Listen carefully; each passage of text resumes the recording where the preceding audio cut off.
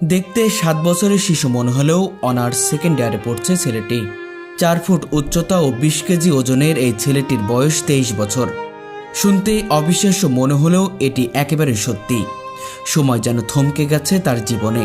আমরা একই বয়সের, আমরা একসাথে লেখাপড়া করছি। আমাদের এখানে সে একজন আছে যে আমার এই ভাইস্তেটা, সে এখনো বিয়ে শাদী করি নাই। তাছাড়া সবাই তার বয়সে সবাই বিয়ে শাদী করে বাচ্চা হয়েছে কারো, ঠিক আছে, সংসার জীবনে সবাই ব্যস্ত। নাম নাহিদ হাসান। গ্রোথ হরমোনের সমস্যার কারণে নাহিদ এখনও 7 বছরের শিশুর মতোই রয়ে গেছেন। যদি আবার সেই ছোটবেলায় ফিরে যেতে পারতাম তাহলে অনেকই ভালো লাগতো, কারণ সবাই একসাথে এক সমানে ভালো হয়েছিল।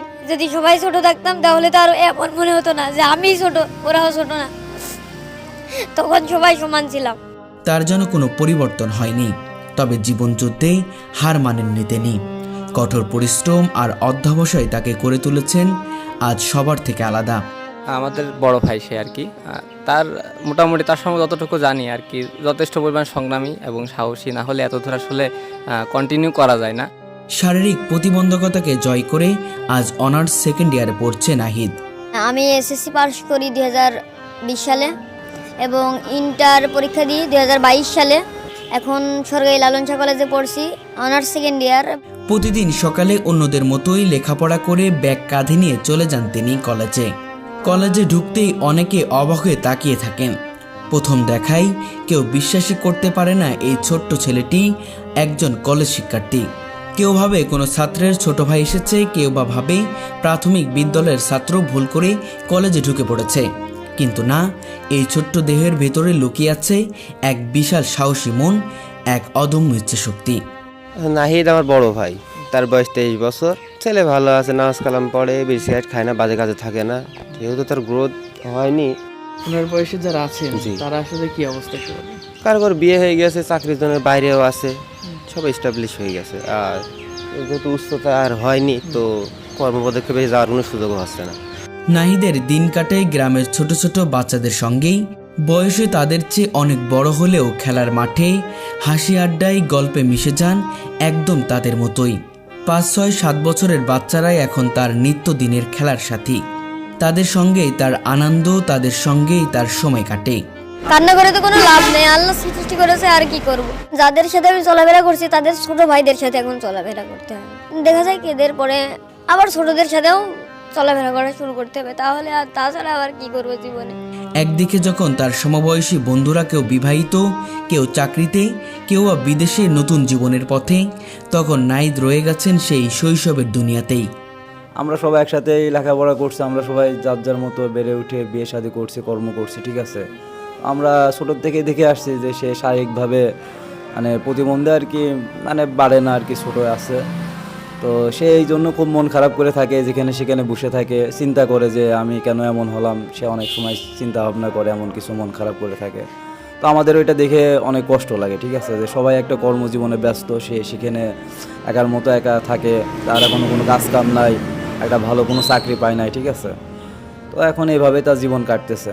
একসময় যাদের সঙ্গে একসাথে খেলতেন, আজ তাদের সন্তানদের সঙ্গেই খেলেন তিনি। পুরনো বন্ধুদের ছোট ভাই বোন কিংবা ছেলে মেয়েরা এখন তার খেলার সাথী। হাসি মুখে নাহিদ বলে, আগে যাদের সঙ্গে ফুটবল খেলতাম, এখন তাদের ছেলেদের সঙ্গে অন্যান্য খেলা করি। তার এই হাসির আড়ালে লুকিয়ে থাকে গভীর কষ্ট, কারণ তিনি জানেন সবাই বয়সে বড় হচ্ছে, কিন্তু তিনি রয়ে গেছেন থেমে যাওয়া সময়ের ভেতর। নাহিদ ভাই হচ্ছে আমার বড় ভাইয়ের বন্ধু। সে নাহিদ ভাইও আমাদের বড় ভাই। নাহিদ ভাই আমাদের সাথেই ঘোরাফেরা করে, আমার বড় ভাইদের সাথে ঘোরাফেরা করে, তো অবশ্য আমাদের সাথে বেশি মিশামিশি করে, খেলাধুলা আমাদের সাথেই করে।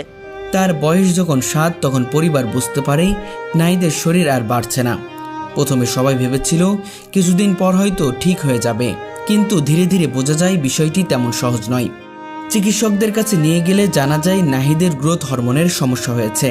চিকিৎসক জানান চিকিৎসা সম্ভব, তবে এতে খরচ হবে প্রায় 15 লাখ টাকা, আর তাতেও শতভাগ নিশ্চয়তা নেই।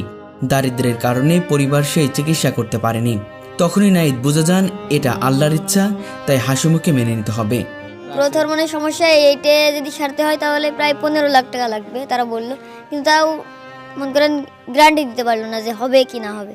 তারা যদি আশ্বাস দিত যে হবেই, তাহলে আমার বাপ মা যতটুকু স্বার্থ আছে, আমার বাপ সাথে যতটুকু স্বার্থ আছে, অবশ্যই চেষ্টা করতে। এটা করে দেখি, যদি ছেলে হয় তাহলে তো কিন্তু তারা বললো যে হবে কি হবে না এটার কোনো গ্যারান্টি নাই। আজ 23 বছরে এসে নাহিদ একজন সংগ্রামী তরুণ। তিনি জানেন দেহে সীমাবদ্ধতা আছে, কিন্তু মনে নয়। কলেজের পড়াশোনার পাশাপাশি পরিবারের কাজেও বাবাকে সাহায্য করেন। বাড়ির বড় ছেলে হিসেবে দায়িত্ব তার কাঁধে। তবুও নিয়মিত নামাজ পড়েন, কোরআন তেলাওয়াত করেন, ছোট ছোট বাচ্চাদের সঙ্গে খেলা করেন, তাদের গল্প শোনেন, হাসেন, সময় কাটান। এভাবেই কেটে যায় তার প্রতিটি দিন। 5 ওয়াক্ত নামাজ পড়া হয়, রোজার মাসে রোজায় থাকা হয়। প্রায় 6-7 বছর থেকে আমি সব রোজাই করছি। তারপরে তাফিমুল কোরআন পড়া হয়। লেখাপড়া করতে ততটা আর ভালো লাগে না এখন আর, কারণ আমার সবার ব্রেন আর আমার ব্রেন তো সমান না। গ্রামের সবাই চেনে অনার্স পড়ুয়া নাহিদ হিসেবে। চায়ের দোকানে গেলে সবাই হাসি মুখে ডাক দেয়, এই নাহিদ চা খাস। তার সরলতা, তার প্রাণবন্ত হাসি সবাইকে মুগ্ধ করে। ও খুব ভালো ছেলে, ওর যে বন্ধুরা আছে তারাও ভালো, ও খেলাধুলায়ও মোটামুটি ভালো, আর লেখাপড়ায় তো খুবই ভালো। কিন্তু ভেতরে তিনি জানেন সময় থমকে গেছে, জীবনের ঘড়ি আর এগোয় না। বন্ধুরা কেউ বিয়ে করছে, কেউ সংসার করছে, কেউ বা দূরে চলে গেছে। তিনি রয়ে গেছেন সেই ছোট্ট ছেলেটির মতো, সময়ের এক কোণে আটকে। কেউ বিদেশে থাকে, কেউ মনে করেন ডাক্তারি দোকান আছে সেখানে থাকে, আবার কেউ মনে করেন কোনো কোম্পানির কাজে আছে, কেউ বিদেশে আছে। একজন এক এক দেশে আছে, একজন এক এক কাজে ব্যস্ত আছে। বাচ্চাদের সাথে দেখা যাচ্ছে এই পথ পরিষ্কার করলাম, তারপরে কোনো খেলাধুলা করলাম, এইরকম। তার সহপাঠীরা বলেন নাহিদ আমাদের জন্য অনুপ্রেরণা। এমন শারীরিক প্রতিবন্ধকতা নিয়েও যেভাবে তিনি লড়ছেন সেটি এক জীবন্ত উদাহরণ। তিনি দেখিয়েছেন প্রতিবন্ধকতা মানুষকে থামাতে পারে না, যদি মনের শক্তি থাকে। তার যে উৎসাহটা প্লাস আমাদের উৎসাহিত করে যে আসলে তার এমন হওয়া সত্ত্বেও সে আসলে অসাধারণ একটা মানুষের জন্য অনুপ্রেরণা বলতে পারেন। প্রথম থেকেই মানে উনি এমন সেম ক্যাটাগরির আর কি, সেমভাবে চালিয়ে যাচ্ছেন, প্লাস সবার জন্য অনুপ্রেরণা। প্রতিদিন নতুন করে শুরু হয় নাহিদের জীবন। একদিকে শরীরের সীমাবদ্ধতা, অন্যদিকে জীবনের কঠিন বাস্তবতা। সবকিছু জয় করে তিনি এগিয়ে চলেছেন নিজের মতো করে। হাসছেন, পড়ছেন, ইবাদত করছেন, লড়ছেন। হয়তো সময় থমকে গেছে তার জীবনে, কিন্তু নাহিদ থামেনি। নাহিদ হাসান আমাদের শেখান মানুষের উচ্চতা মাপা হয় না শরীরের মাপে, মাপা হয় মনের শক্তিতে। তিনি প্রমাণ করেছেন ইচ্ছাশক্তি থাকলে, সৃষ্টিকর্তার উপর আস্থা থাকলে জীবনের কোনো বাধাই অতিক্রম অযোগ্য নয়। একজন ভালো ছেলে, আমাদের গ্রামেরই ছেলে। তিনি খুবই ভদ্র ছেলে এবং আল্লাহ পাক রব্বুল আলামিন তার হয়তো মেধাশক্তি সব দিক থেকে ঠিক আছে, মানুষের মধ্যে, কিন্তু দেখা যাচ্ছে যে তার এইভাবে সৃষ্টি হওয়ার কারণে অনেকে অনেক রকম খারাপ কথা বলে, কিন্তু আল্লাহর সৃষ্টি নিয়ে খারাপ কথা বলা ঠিক নাই। আমরা গত 15 বছর আগেও যা দেখেছি এখনও বর্তমান তাই দেখতেছি, মানে পরিবর্তন নাই। এখন বাকিটা উপর আল্লাহ জানে। মূলত রোগের সমস্যা আছে, গ্রোথ হরমোনের সমস্যা, যেটা আমার 7 থেকে 8 বছরে যখন সবাই দেখলাম যে আমার থেকে সবাই উঁচু হয়ে যাচ্ছে, কারণ সবার বড় আমি। অনেকেই আমার প্রায় 2 বছরে ছোট বা 18 মাস 21 মাস এরম ছোট, কিন্তু তারা আমার থেকে উঁচু হয়ে যাচ্ছে। তখন বাড়ি থেকে বুঝতে পারলো যে কোনো সমস্যা, তখনই ঢাকায় নিয়ে গেল, নিয়ে যে দেখলো যে গ্রোথ হরমোনের সমস্যা। আমার জামা কাপড়, জুতা, আমি ম্যাক্সিমাম যেগুলো ব্যবহার করি প্রায় সব কিছুই ছোটো মানুষের তাই ব্যবহার করা হয়। গেঞ্জি, এই যে গেঞ্জিটা পরছি, এই গেঞ্জিটা মনে করেন আমার গায়ে হবে, একটা বাচ্চা ছেলের গায়েও হবে। আমরা যাদের সাথে পড়ালেখা করছি তেমন মেয়েদের সবাই বিয়ে হয়ে গেছে, কিন্তু ছেলেদের এখনও তেমন বিয়ে হয়নি, সবাই বিদেশে আছে, ম্যাক্সিমাম বিয়ে হয়ে গেছে। যদি আমি আমার সহপাঠীদের সাথে ভালোভাবে মিশতে পারতাম বড় হয়ে, তাহলে আমার কাছে খুবই ভালো লাগতো। তাদের সাথে উঠা বসা, চলাফেরা করা, খেলাধুলা করা, ছোটো ছোটো বাচ্চাদের সাথে। আমি এখন তাদের বড়দের সাথে তেমন আর খেলি না। তাদের সাথে অনেকেই অনেক কথা বলে যে তুই এত বড় মানুষ, একটুক ছেলে মেয়ের সাথে খেলাধুলা করিস, তোরা শিক্ষিত মানুষ, ছোটো ছোটো ছেলেমেয়ের হাত খেলা খেলবি, তুই থাকবি মনের পরে, বড় ছেলেমেয়ের সাথে কথা মতো বলবি। কিন্তু আমার ওইটা ভালো লাগে না, নিজের কাছেই খারাপ লাগে। এই সব কিছু আমি আল্লাহর উপরে ছেড়ে দিয়েছি, যা আল্লাহ কপালে রেখেছে তাই হবে। আল্লাহ এইভাবে বানাইছে, এটাই। অনেকেই অনেক খারাপ কথা বলছিল যে তুই এইটুকু মানুষ পড়ালেখা করিস, আবার অনেকেই বলছে যে না তুই পারবি, তুই ধরে থাক, পড়ালেখা করতে পারবি তুই।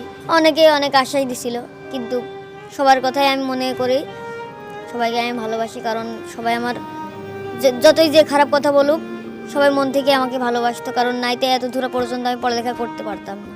যদি আমার সহপাঠীরা আমার সাথে না থাকতো, তাহলে আমি জীবনে এত দূর আগাইতে পারতাম না। আমাদের পরিবারে মোট 3 জন সন্তান আছে, আমার বাপ মার 2টা মেয়ে আর আমি একটা ছেলে, একটা বড় বোন আছে আর একটা ছোট বোন। যদি আমি বাপ মার কোনো কিছু করে দিতে পারতাম, যদি বাসায় থেকে কোনো কিছু করে দিতে পারি, এটাই আমার কাছ থেকে বড় পাওয়া। সবাই বড় হয়ে যাচ্ছে, আমি ছোট হয়ে আছি, এইখান থেকেই তো বোঝা যায় যে কার কতটুকু খারাপ লাগে। জীবন মনে হচ্ছে থমকে গেছে, কিন্তু এখনও হেরে যায়নি, মনে হচ্ছে আমি এখনও লড়াই করছি। না, যাদের সাথে লেখাপড়া করছে তারা কিছুই বলেনি, কিন্তু অন্য গ্রামের ছেলে আছে 2-1জন কটু কথা বলতে, কিন্তু এখন আর কেউই কিছু বলেন। থেকে বেশি দুঃখ পাইছিলাম আমি কলেজ থেকে, যেদিন বিদায় অনুষ্ঠান হয় সবার জন্য সমান পরিমাণে গেঞ্জি কিনা হয়েছিল, কিন্তু আমার জন্য যে গেঞ্জি দিছিল, আমার তো বাদ থেকে আমার দাদার গায়ে হবে না এমন একটা গেঞ্জি দিছিল। এটা আমার খুব খারাপ লাগছিল যে সবার গায়ে গেঞ্জি হলো, কিন্তু আমার গায়ে কোনো গেঞ্জি ফিট হলো না। তারা এমন গেঞ্জি দিছে যে আমার দাদার গায়েও হবে না এমন একটা গেঞ্জি দিছিল আমার। এটা খুব খারাপ লাগে আমার কাছে। ভবিষ্যৎ নিয়ে চিন্তা ছিল যে ম্যাজিস্ট্রেট হবো, কিন্তু এখন বর্তমানে এমন অবস্থা, সেটা আমার দ্বারাই সম্ভব। এখন মন করেন ম্যাজিস্ট্রেট হতে গেলে কিন্তু রাষ্ট্রবিজ্ঞান বা অন্য কোনো ভালো সাবজেক্ট নিয়ে পড়তে হয়, তার ভিতরতে আমার পয়েন্ট কম আছে বলে রাষ্ট্রবিজ্ঞান হয়নি। অনার্স নিয়ে লেখাপড়া করছি দর্শন। অনেক সময় দেখা যাচ্ছে পথ দিয়ে হেঁটে যাচ্ছি, পিছনে সবাই দেখা যাচ্ছে আমার ছোটো, দেখা যাচ্ছে পিছনে আমার অনেক ছোট ছোট ছেলেমেলে। হ্যাঁ, তখন যদি আমি সামনে দিয়ে হেঁটে যাই, অনেকে অনেক বলে যে এদিকে এই কি তোর বস, যে এ তোর সামনে দিয়ে হেঁটে যাচ্ছে। এই সময় অনেক খারাপ লাগে যে এদের সাথে আমি হেঁটে যাচ্ছি, তাও যদি মানুষ এই কথা বলে, সে কারণে অনেক খারাপ লাগে। জি হ্যাঁ, বাড়ি থেকে খুবই কম বের হই, এখন মোটামুটি অনেক বের হই। মনে পড়ে অনেক কাকু টাকু আসে, বাড়িতে তেমন কোনো কাজ করা হয় না। আর যদি দুটো একটা বললো যে এইখানে যাও ওখানে যাও, আমি যদি ততটুকু পারি তাহলে আমার যেতে দেবে।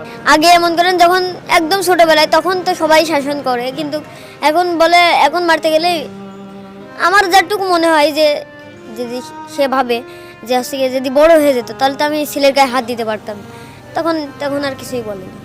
আমার নাম মোহাম্মদ নাহিদ হাসান, আর পেজের নাম দেওয়া আছে এমনি নাহিদ হাসান, আর নিক নেম দেওয়া আছে লাইফডাল নাহিদ। আর আরেকটা পেজ আছে, সেটা আছে আনকমন হারামি, বাংলায় লেখা আছে। ভবিষ্যৎ নিয়ে ভাবনা বললাম ওই যে যদি ভিডিও করে যদি ভিডিওতে দাঁড়াতে পারি, এটাই আমার ভবিষ্যৎ হবে আমার, কারণ আমি তো কোনো ভারী কাজ করতে পারবো না। সব মিলিয়ে আলহামদুলিল্লাহ ভালো আছি।